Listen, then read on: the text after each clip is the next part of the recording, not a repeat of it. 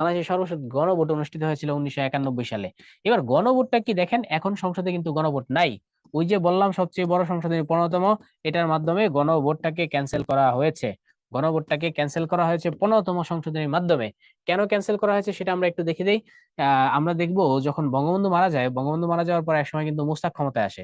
মুস্তাক ক্ষমতায় আসার পর জিয়াউর রহমান ক্ষমতায় আসে। জিয়াউর রহমান ক্ষমতায় আসার পর একটা গণভোট দেন। গণভোট দেন যে জিয়াউর রহমানের মধ্যে হা বাক্স আর না বাক্স, এই দুইটা বাক্স থাকে। এই দুইটা বাক্সের মধ্যে আপনি যদি জিয়াউর রহমানকে পছন্দ করেন হা বাক্সে ভোট দিবেন, আপনি যদি জিয়াউর রহমানকে অপছন্দ করেন তাহলে না বাক্সে ভোট দিবেন। এই একটা গণভোট হইলো। পরে কি হইলো জানেন, যে যে সমস্ত ভোটগুলো হা বাক্সে পড়েছিল জিয়াউর রহমানের পক্ষে এগুলো তো পড়লোই, আর যেগুলা না বাক্সে পড়েছিল ওগুলো যখন সন্ধ্যাবেলা যখন নির্বাচন শেষ হলো বিকালবেলা, তো না বাক্সের সমস্ত ভোট হা বাক্সে ঢেলে দেওয়া হইলো। এতে করে দেখা গেল জিয়াউর রহমান 99.8% ভোট পায়া কি হইলেন, প্রেসিডেন্ট হইলেন। অর্থাৎ গণভোট সব তার পক্ষে।